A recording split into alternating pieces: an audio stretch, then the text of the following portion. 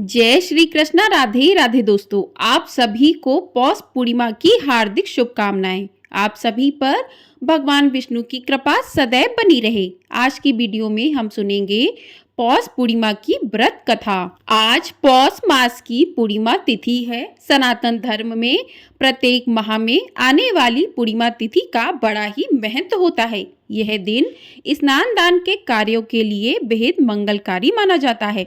इसके साथ ही पौष पूर्णिमा के दिन श्री सत्यनारायण भगवान और देवी लक्ष्मी की पूजा अर्चना की जाती है। इस दिन पूर्णिमा का व्रत भी रखा जाता है और शाम को चंद्रदेव को अर्घ दिया जाता है। मान्यता है कि ऐसा करने से जीवन में धन, सुख, समृद्धि और बरकत आती है। इस साल 2025 में पौष पूर्णिमा का व्रत 13 जनवरी दिन सोमवार को रखा जाएगा। पौष पूर्णिमा के दिन से ही प्रयागराज में महाकुंभ मेले की शुरुआत भी हो रही है। पौष पूर्णिमा के दिन कुछ विशेष कार्यों को करना बेहद शुभ माना जाता है। जैसे इस दिन स्नान दान करके भगवान श्री सत्यनारायण का पूजन कर पूर्णिमा की कथा को पढ़ना अथवा सुनना चाहिए। इस कथा को पूरा सुनने से भगवान श्री लक्ष्मी नारायण जी अत्यधिक प्रसन्न होते हैं और सभी मनोकामनाएं पूर्ण करते हैं।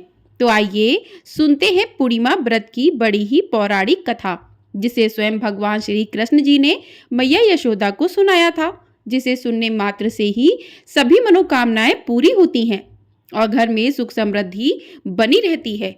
द्वापर युग में एक समय की बात है कि यशोदा जी ने भगवान श्री कृष्ण से कहा कि हे कृष्ण, तुम सारे संसार के उत्पन्न करता, पोषक तथा उसके संहार करता हो। आज कोई ऐसा व्रत मुझसे कहो जिसके करने से मृत्यु लोक में स्त्रियों को विधवा होने का भय न रहे तथा यह व्रत सभी मनुष्यों की मनोकामनाओं को पूर्ण करने वाला हो।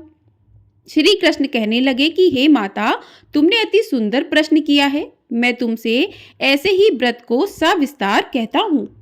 सौभाग्य की प्राप्ति के लिए स्त्रियों को 32 पूर्णमासियों का व्रत करना चाहिए। इस व्रत के करने से स्त्रियों को सौभाग्य संपत्ति मिलती है। यह व्रत अचल सौभाग्य देने वाला एवं भगवान शिव के प्रति मनुष्य मात्र की भक्ति को बढ़ाने वाला है। यशोदा जी कहने लगी कि हे कृष्ण, सर्वप्रथम इस व्रत को मृत्युलोक में किसने किया था? इसके विषय में विस्तार पूर्वक मुझसे कहो। श्री कृष्ण कहने लगे कि इस भूमंडल पर एक अत्यंत प्रसिद्ध राजा चंद्रहास से पालित अनेक प्रकार के रत्नों से परिपूर्ण कातिका नाम की एक नगरी थी। वहां पर धनेश्वर नाम का एक ब्राह्मण रहता था और उसकी स्त्री अति सुशीला रूपवती थी। दोनों उस नगरी में बड़े प्रेम के साथ रहते थे। घर में धन धान्य आदि की कमी नहीं थी। उनको एक बड़ा दुख था कि उनके कोई संतान नहीं थी। इस दुख से वह अत्यंत दुखी रहते थे। एक समय एक बड़ा तपस्वी योगी उस नगरी में आया। वह योगी उस ब्राह्मण के घर को छोड़कर अन्य सभी घरों से भिक्षा लाकर भोजन किया करता था। रूपवती से वह भिक्षा नहीं लिया करता था। उस योगी ने एक दिन रूपवती से भिक्षा ना लेकर किसी अन्य घर से भिक्षा लेकर गंगा किनारे जाकर भिक्षान्न को प्रेम पूर्वक खा रहा था कि धनेश्वर ने योगी का यह सब कार्य किसी प्रकार से देख लिया। अपनी भिक्षा के अनादर से दुखी होकर धनेश्वर योगी से बोला कि महात्मन, आप सब घरों से भिक्षा लेते हो परंतु मेरे घर की भिक्षा कभी नहीं लेते, इसका क्या कारण है? तो योगी ने कहा कि निसंतान के घर की भीख पतितों के अन्न के तुल्य होती है और जो पतितों का अन्न खाता है वह भी पतित हो जाता है। चूंकि तुम निसंतान हो अथवा पतित हो जाने के भय से मैं तुम्हारे घर की भिक्षा नहीं लेता हूँ।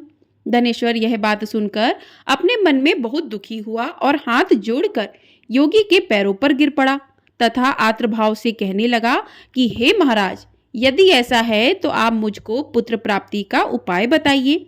आप सर्वज्ञ हैं, मुझ पर अवश्य ही यह कृपया कीजिएगा। धन की मेरे पास कोई कमी नहीं है, परंतु मैं पुत्र न होने के कारण अत्यंत दुखी हूँ। आप मेरे इस दुख का हरण करें, आप सामर्थ्यवान हैं। यह सुनकर योगी जी कहने लगे, हे ब्राह्मण, तुम चंडी की आराधना करो।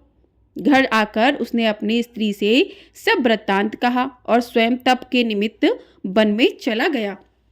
वन में जाकर उसने चंडी की उपासना की और उपवास किया। चंडी ने 16वें दिन उसको स्वप्न में दर्शन दिया और कहा कि हे धनेश्वर, जा, तेरे पुत्र होगा। परंतु वह 16 वर्ष की आयु में ही मृत्यु को प्राप्त हो जाएगा। यदि तुम दोनों स्त्री पुरुष 32 पूर्णमासियों का व्रत विधि पूर्वक करोगे तो वह दीर्घायु होगा। जितनी तुम्हारी सामर्थ हो आटे के दिए बनाकर शिव जी का पूजन करना, परंतु पूर्णमासी को 32 हो जाने चाहिए।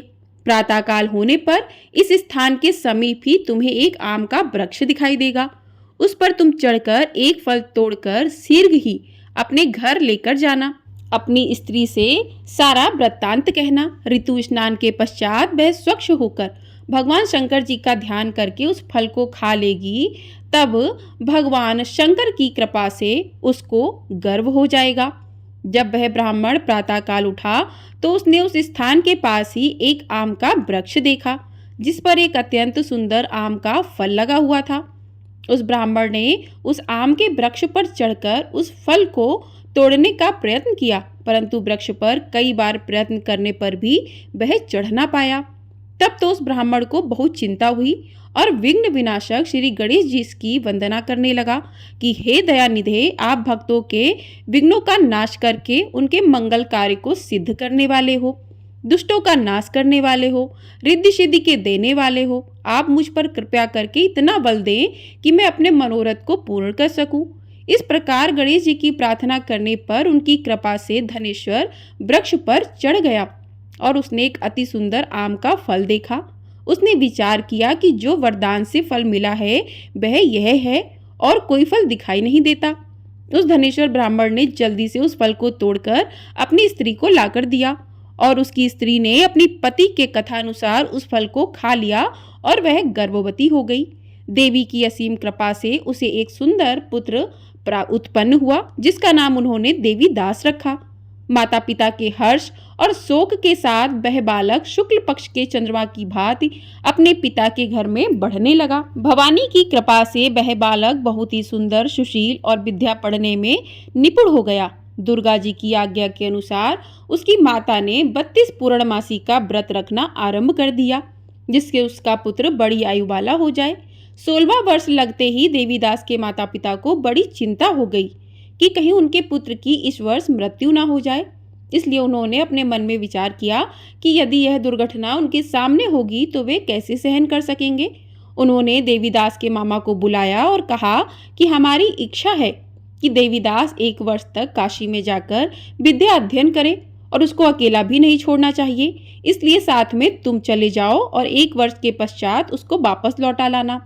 सब प्रबंध करके उसके माता पिता ने काशी जाने के लिए देवीदास को एक घोड़े पर बिठाकर उसके मामा को उसके साथ कर दिया, किंतु यह बात उसके मामा या किसी और से नहीं कही। धनेश्वर ने सपत्नी अर्थात अपनी पत्नी के साथ अपने पुत्र की मंगल कामना और दीर्घायु के लिए भगवती दुर्गा की आराधना और पूर्णमासियों का व्रत करना आरंभ कर दिया। इस प्रकार बराबर 32 पूर्णमासी का व्रत पूरा किया। कुछ समय पश्चात एक दिन वह दोनों मामा भांजा मार्ग में रात्रि बिताने के लिए किसी ग्राम में ठहरे हुए थे। उस दिन उस गांव में एक ब्राह्मण की अत्यंत सुंदरी, सुशीला, विदुषी और गुणवती कन्या का विवाह होने वाला था। जिस धर्मशाला के अंदर बर और उसकी बारात ठहरी हुई थी उसी धर्मशाला में देवीदास और उसके मामा भी ठहरे हुए थे। संयोगवश कन्या को तेल आदि चढ़ाकर मंडपाती का कृत्य किया गया तो लग्न के समय वर को धनुर्वात हो गया। तत्पश्चात वर के पिता ने अपने कुटुंबियों से परामर्श करके निश्चय किया कि यह देवीदास मेरे पुत्र जैसा ही सुंदर है, मैं इसके साथ ही लग्न करा दूं और बाद में विवाह के अन्य कार्य मेरे लड़के के साथ हो जाएंगे। ऐसा सोचकर वह देवीदास के मामा से जाकर बोला कि तुम थोड़ी देर के लिए अपने भांजे को हमें दे दो जिससे विवाह के लग्न का सब कृत्य सुचारू रूप से हो सके। तब उसका मामा कहने लगा कि जो कुछ भी मधुपर्क आदि कन्यादान के समय वर को मिले वह सब हमें दे दिया जाए तो मेरा भांजा इस बारात का दूल्हा बन जाएगा। यह बात वर के पिता के द्वारा स्वीकार कर लेने पर उसने अपना भांजा वर बनाने के लिए भेज दिया और उसके साथ सब विवाह कार्य रात्रि में विधि पूर्वक संपन्न हो गया। पत्नी के साथ वह भोजन न कर सका और अपने मन में सोचने लगा कि ना जाने ये कैसी स्त्री होगी। वह एकांत में इसी सोच में गरम निश्वास छोड़ने लगा तथा उसकी आंखों में आंसू भी आ गए। तब बधू ने पूछा कि क्या बात है, आप इतने उदासीन व दुखी क्यों हो रहे हैं। तब उसने सब बातें जो वर के पिता और उसके मामा में हुई थी उसको बतला दी। तब कन्या कहने लगी कि यह ब्रह्म विवाह के विपरीत हो कैसे सकता है। देव, ब्राह्मण और अग्नि के सामने मैंने आपको ही अपना पति बनाया है, इसलिए आप ही मेरे पति हैं। मैं आपकी ही पत्नी रहूंगी, किसी अन्य की कदापि नहीं। तब देवीदास ने कहा, ऐसा मत करिए, क्योंकि मेरी आयु बहुत थोड़ी है। मेरे पश्चात आपकी क्या गति होगी, इन बातों को अच्छी तरह विचार कर लो। परंतु वह दृढ़ विचार वाली थी, बोली कि जो आपकी गति होगी वह मेरी गति होगी। हे स्वामी, आप उठिए और भोजन करिए, आप निश्चय ही भूखे होंगे। इसके बाद देवीदास और उसकी पत्नी दोनों ने भोजन किया तथा शेष रात्रि वे सोते रहे। प्रातःकाल देवीदास ने अपनी पत्नी को 3 नगों से जड़ी हुई एक अंगूठी दी, एक रुमाल दिया और बोला, हे प्रिय, इसे लो और संकेत समझकर स्थिर चित्त हो जाओ।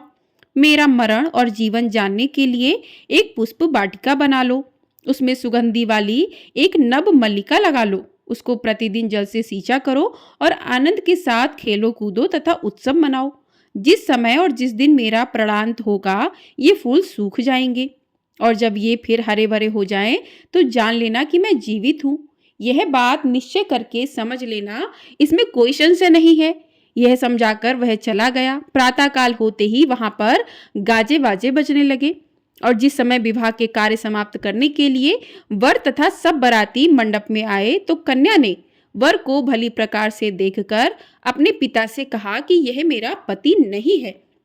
मेरा पति वही है जिसके साथ रात्रि में मेरा पारिग्रहण हुआ था, इसके साथ मेरा विवाह नहीं हुआ है। यदि यह वही है तो बताए कि मैंने इसको क्या दिया।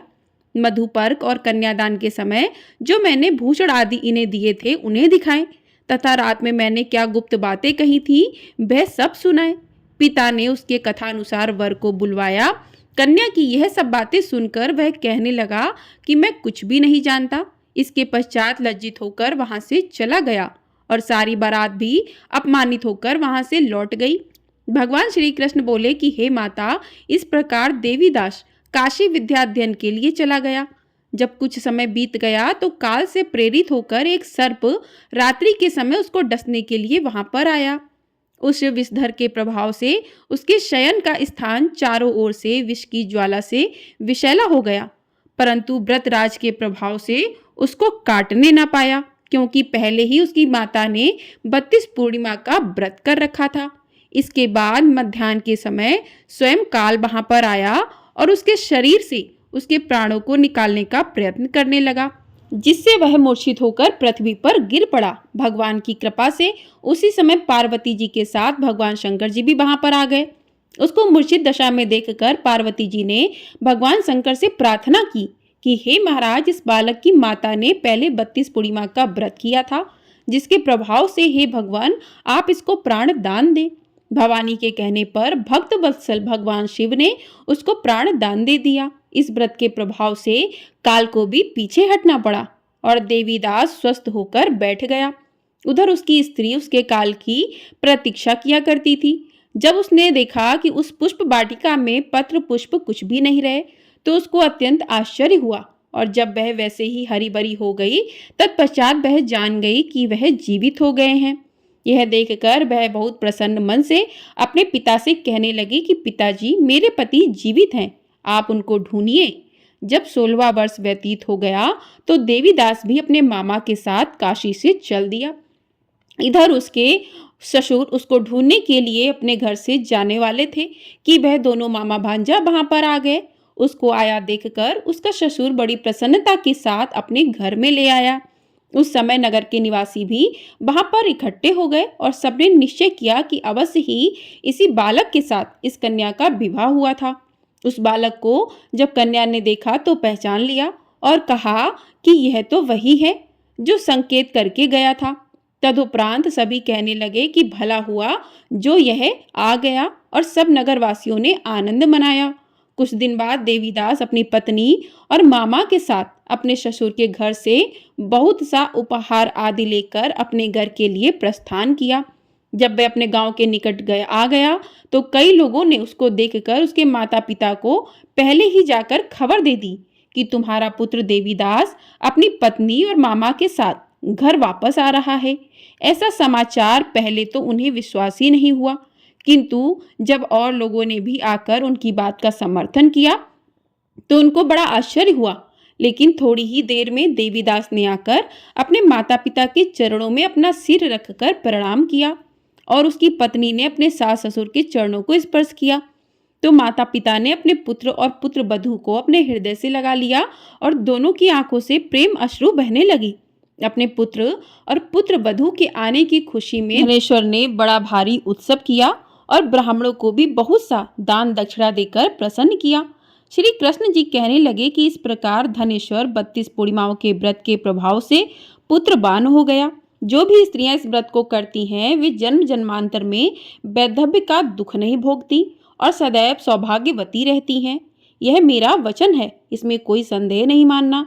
यह व्रत पुत्र पौत्रों को देने वाला तथा संपूर्ण मनोकामनाओं को पूर्ण करने वाला है।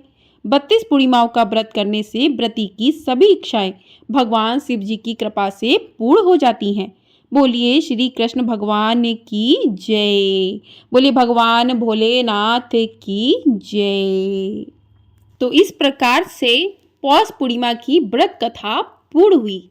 आपको यदि वीडियो पसंद आई है तो वीडियो को लाइक शेयर, चैनल को सब्सक्राइब कर लीजिएगा। आपको हमारे चैनल पर इसी प्रकार से व्रत त्योहार की कथाएं और साथ में शुभ मुहूर्त की जानकारी दी जाती है। तो अपना ढेर सारा प्यार अवश्य दीजिएगा, चैनल को सब्सक्राइब जरूर कर लीजिएगा और कमेंट बॉक्स में भगवान भोलेनाथ की जय अवश्य लिखिएगा। जय भोलेनाथ।